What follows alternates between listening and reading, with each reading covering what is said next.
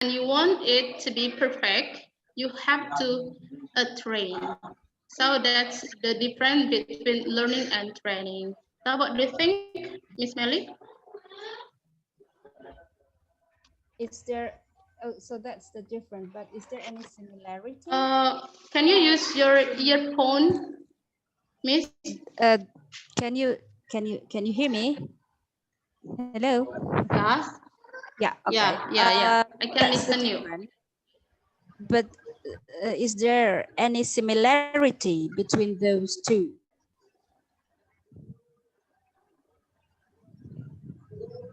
Similarity, Yeah. learning and practice. Of course, there is a similarity. Learning. For example,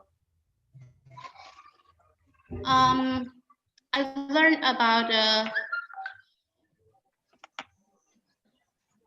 the way to speak, how to speak fluently. I learned about the steps.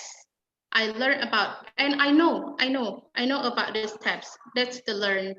Okay, you have, before you practice something, you have to learn first. So there is a connection. There is a connection about the learning and training. But the similarity, I think it is not similar, but there is a connection. After you learn something, you do the practice, you do the training like that, Miss. Thank you for your answer. Thank you so much. Okay. Well, ladies and gentlemen,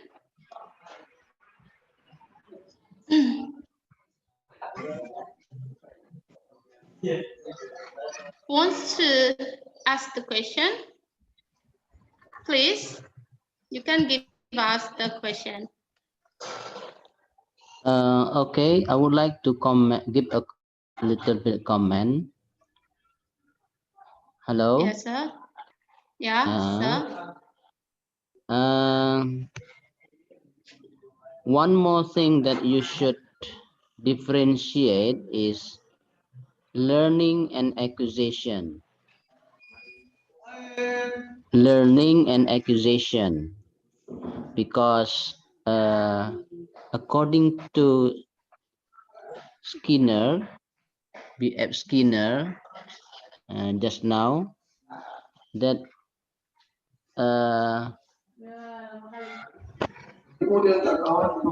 learning,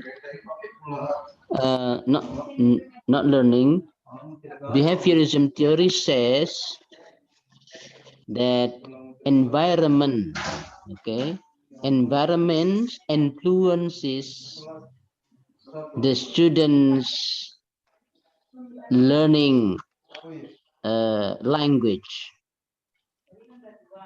okay, but Watson has a different point of view about this, okay. Not only environment influence, but mental abilities that the student have will influence the student learning. So this is the difference between B.F. Skinner point of view and Watson point of view. So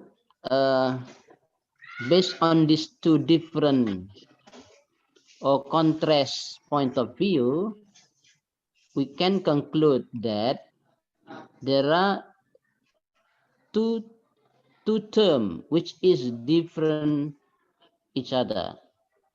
The terms are learning and acquisition.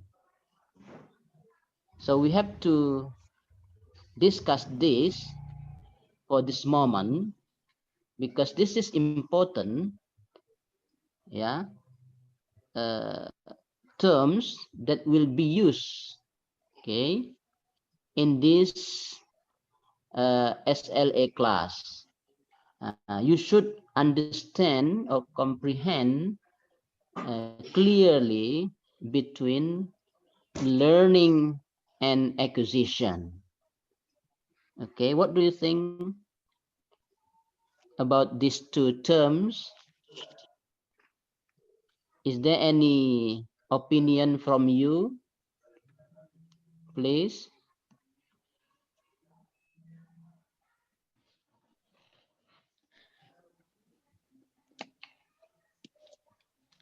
Come on.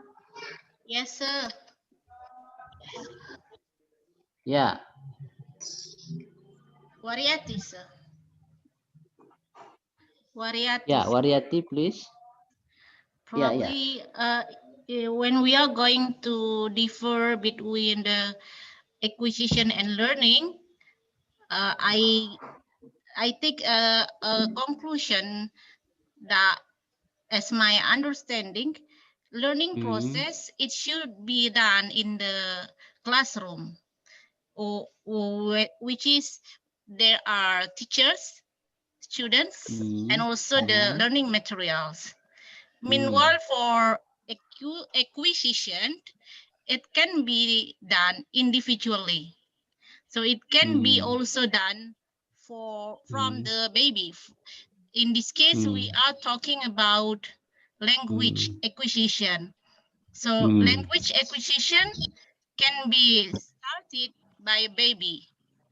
But for Mhm. learning process, because I try to underline from learning process in the classroom, means that we have the standard for kindergarten, for example. So baby will not allowed Mhm. go to have the learning process of language. So learning, it can be like something dependent, but for acquisition, it is independent. And then for learning and for acquisition, it has Mhm. a personal and individual trials and errors. Means that Mhm. it's really required to get a very independent process of acquiring the language. But different from Okay. learning, if learning it is depend on someone, for example like the Mhm. teacher, to do the Mhm. evaluation, to measure Mhm. the skill and the ability of students in mastering the language. But for Mhm. acquisition, it can be independent. It also can make its own measurement. So Mhm. the mistakes and error can be evaluated by the person itself who try to acquire the language. That's why Mhm. some problems from the person who are learning, who are acquiring a language will be much better than somebody Mhm. having a language learning process, because it is independent, such as like in Indonesia we call it like autodidact learning, autodidact based on needs, because if the person not acquiring the language, probably he cannot do the interaction, he cannot make a good communication surrounding. Meanwhile, for learning, it just to fulfill the responsibilities, such as because the person is a student. That's all, Mhm. sir. Okay.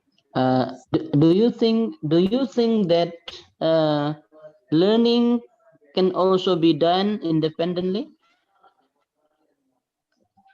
If it is combined with acquiring, if it is combined with acquiring the acquisition. So what is actually uh, the key the keywords which differentiate between learning and acquisition? Maybe, excuse me, sir, a, Yes. a little additional for to Mhm. support Mhm. Wariati's statement on Mhm. the difference between learning and acquisition. Yeah. Uh, it's just brief, but I think conscious and subconscious. Maybe that's Okay. the difference. While you try to quiz to gain acquisition on something, someone can just gain the acquisition by subconscious. That it's not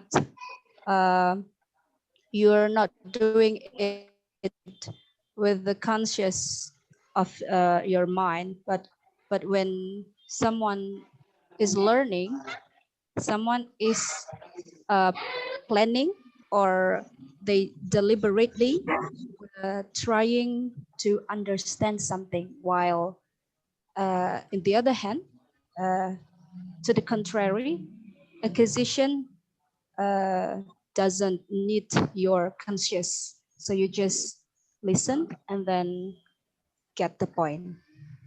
Maybe, yeah, perhaps Okay. that's.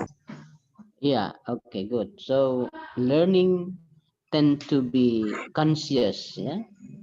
Learning tend to be conscious, while acquisitions tend to be unconscious. Yeah. Tend to be unconscious. Uh, I think that is uh, the main difference. Yeah, the main difference between learning and acquisition. Because later on, uh, we would like to to to discuss about innateness. Yeah, innateness and interactionism. So these two theories will goes uh, to to differentiate between consciousness and unconsciousness of learn yeah, uh, of mastering language. Okay, so it is important to know from the very beginning the difference between learning and acquisition. Okay, very good. Anyone who would like to add something from this discussion, please?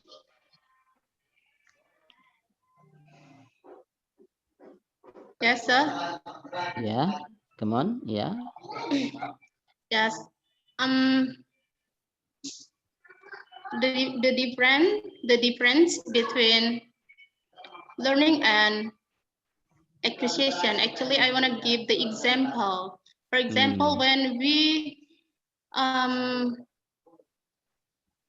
learn about our mother tongue, Mm. like I'm a Bataknese, so I Mm. know the Bataknese language from my Mm. mother and father Mm. without rules. So I got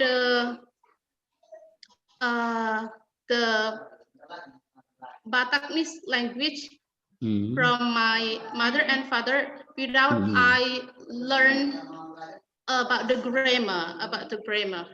So Yeah. um, so in acquisition, it is not officially need grammar, but in learning, the different is um, in acquisition without grammar, without the rule, without the structure Mm. of the language, but in learning we should Mm. speak with grammar, with the rule, with Mm. the structure. Yeah. This is Okay. In other words, yeah. In other words, we can conclude that beside consciousness and unconsciousness, learnings usually uh, uh, formal is done in formal situation. while acquisition is usually is done in informal situation. Yeah, informally. Okay. So beside Yes, sir. consciousness and unconsciousness, uh, learning is done in a formal, and while acquisition is done informally. Okay, that's good. This is the additional information that you should know about the difference between uh, learning and acquisition. Acquisition. Yes. Okay, very good. And uh, will you give another additional statements, please, about this point?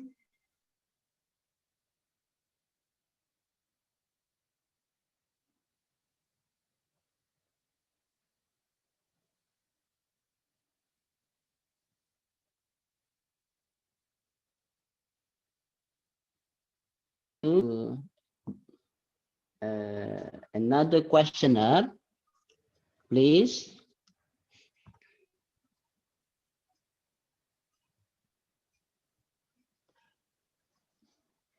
Okay, we just discuss still uh, about the behaviorism, but what about innatism, innatism, and also interactionism? We should make a clear difference among these three theories, uh, because later on these three theories will influence your teaching and learning English. Yeah, so these three theories will influence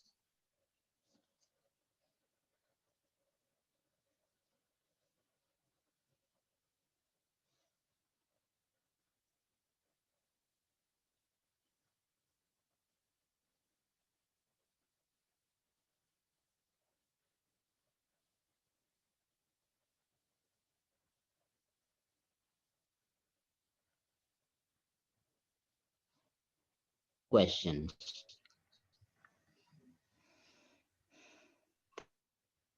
Come on, come on.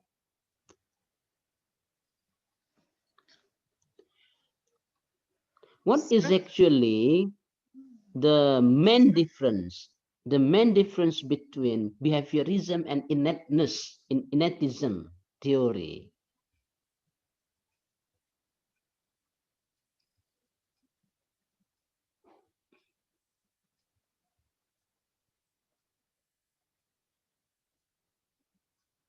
Come on, can you answer my question, please? Hello, I cannot listen your voice. Yeah, wait for a while, sir. We are trying to have a deeper understanding to answer your Yeah, question. yeah.